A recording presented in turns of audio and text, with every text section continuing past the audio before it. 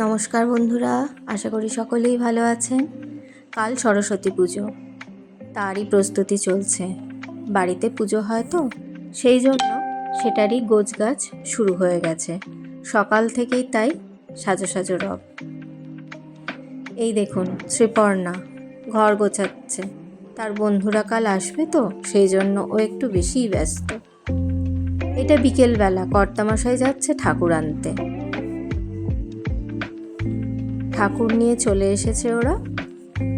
চলুন ঠাকুরকে এবার ঘরে নিয়ে যাই।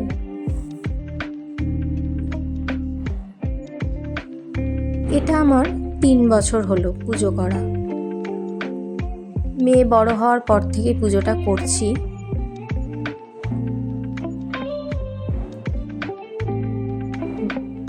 বাড়িতে মূর্তি এনেই পুজো হয় প্রতি বছর।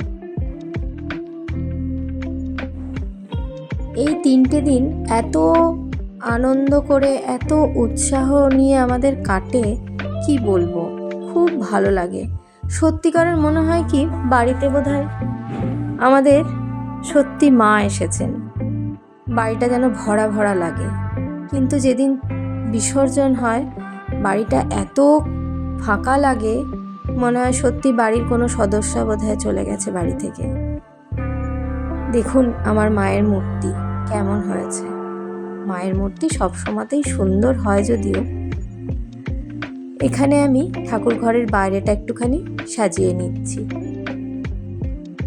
আর কর্তামশাই সাজাচ্ছে ভেতরটা, ফুলের মালা টালা দিয়ে একটুখানি সাজিয়ে নিচ্ছে।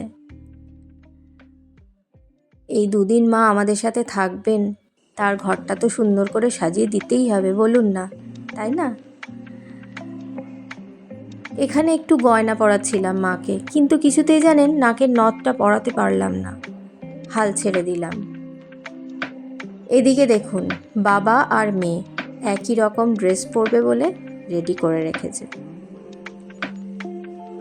কালকের ভিডিওতে দেখাবো ওদেরকে কেমন লাগছে একসাথে।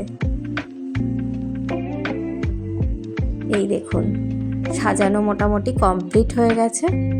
কি সুন্দর লাগছে না, চোখ দুটো জুড়িয়ে যাচ্ছে মায়ের মূর্তিটা দেখলে, তাই না বলুন? আমায় কমেন্টসে জানাবেন কিন্তু কেমন লাগছে। আপনাদের কাদের কাদের বাড়িতে সরস্বতী পুজো হয় সেটাও আমাকে জানাবেন। মাকে নিজের আসনে বসিয়ে দেওয়া হলো, এবার অপেক্ষা শুধু পুজো করার।